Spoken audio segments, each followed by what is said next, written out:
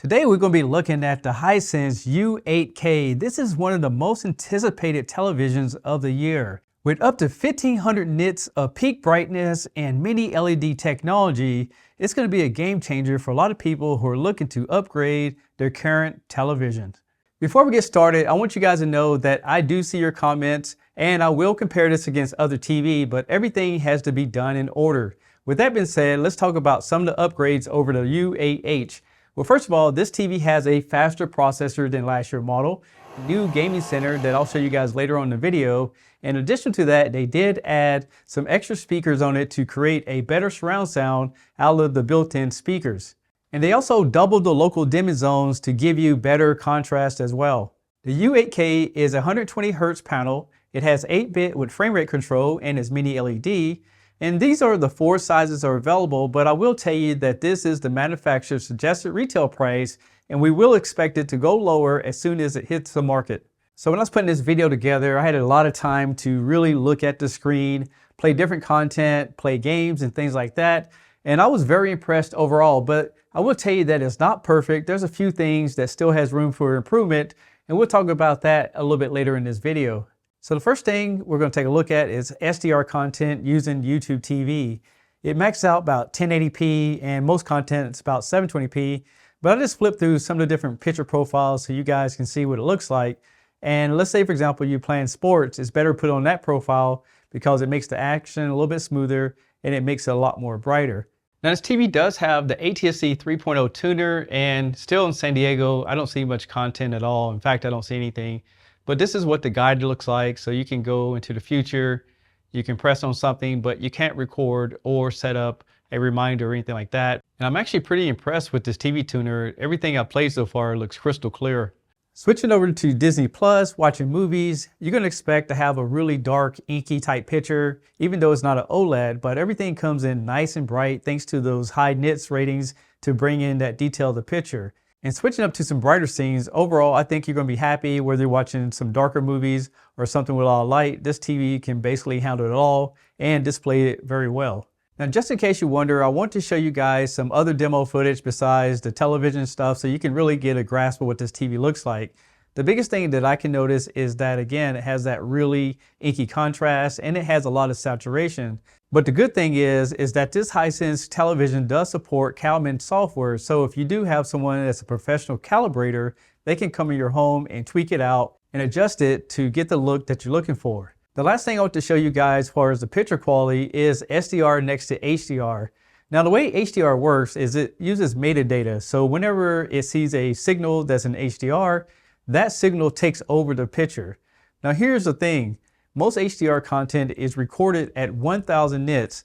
The fact that this TV has up to 1500 nits allows you to have more than enough leg room just in case you get on a scene that's too dark. You'll have that additional brightness to be able to enhance the picture just that much farther. On the back of the U8K, there's plenty of inputs, including a headphone jack output and the ATSC 2.0 tuner. There's also 2 HDMI 2.0s for 60 Hz devices and 2 HDMI 2.1s that can handle a signal up to 144 Hz. And that's ideal for people who have powerful gaming PCs.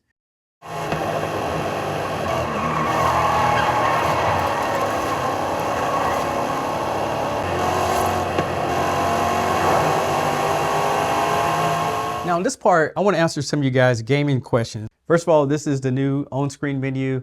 You can see the frames per second. I have it in Dolby Vision, HDR, VRR turned on. But with this settings, I can see the frames per second, but it skips over some of these other options. As you see right there, it doesn't go to everything on the screen. And to answer your question, can you use VRR and adjust the local dimming zones? Yes, you can.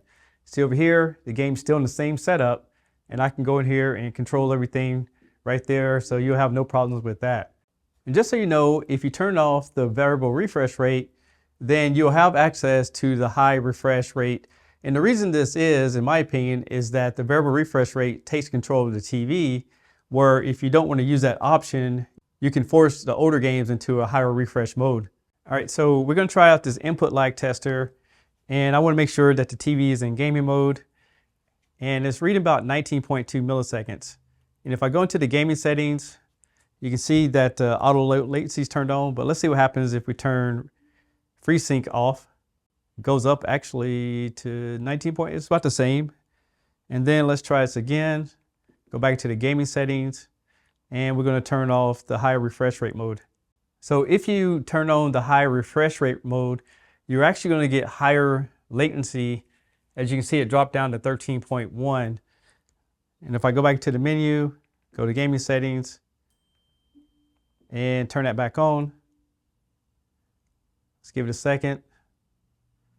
You see it goes back up to 19. So that's just something to be aware of when you're using that feature.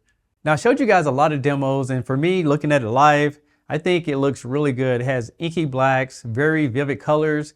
However, I will tell you that the local dimming zones are great, but because it's not a lot of them, you will still see a tiny bit of glow whenever you're watching certain images, but it doesn't really affect it, especially if you're upgrading for something that's not as good as this. But now let's go ahead and take a look at some of the demos I'll put together so we can dive down into the picture test.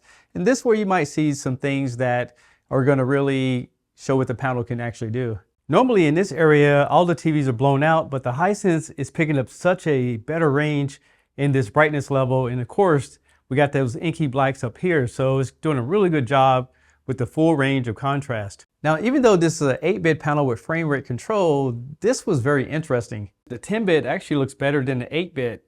Over here, I can see a little bit of gradient in the picture, where over here is a lot smoother. So that's very interesting to see that Hisense did a really good job programming this TV. Now for this demo, I do have the TV in HDR mode. So you can see on that top line, you do see a little bit of motion that's kind of shaking right there. But let's check out some of the other settings. So this is the HDR energy saving mode. And this is basically using the sensor and everything to make the TV adjust itself to the room. We have HDR gaming, and this gets a little jittery. And then we have sports, and this actually smooths things out just a little bit. There's your HDR theater, and there's filmmakers mode. They also have an IMAX mode as well. Now I did test the blooming on this TV, and at some settings it actually was very smooth. I didn't see anything that I could notice, but as I started playing around with it, the brighter you make the TV, you might notice a little bit of halo around some of the images. So if it was me, I would find a happy medium and not make it too bright nor too dark to be able to make sure that the picture look as good as it can. Looking at this uniformity test, again, it looks a lot brighter in the center over in this area, but on the sides we get just a little bit of a netting just over here in the corners, but not too bad. This U8K has an amazing audio system. There's 2 speakers on the bottom, there's 2 on the side and the back, plus you have a subwoofer, and there's controls inside of the menu to be able to adjust the bass levels. But here's what it sounds like.